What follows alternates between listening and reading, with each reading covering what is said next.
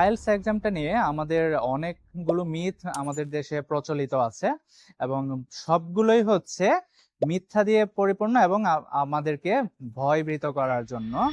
IELTS জার্নিটা কি কতটা কঠিন বা ল্যাঙ্গুয়েজ শেখা এই টেস্টটা কি খুব কঠিন? আমি বলবো একদমই না। আপনি ঘরে বসে আপনার জাস্ট মোবাইল ব্যবহার করে চ্যাট জিপিটি এবং ইউটিউবের আইএলটিএস রিলেটেড ভিডিও বা চ্যানেলগুলো ফলো করেই আপনি এককভাবে আপনার কাঙ্ক্ষিত ডিজায়ার্ড স্কোর আপনি পেতে পারেন।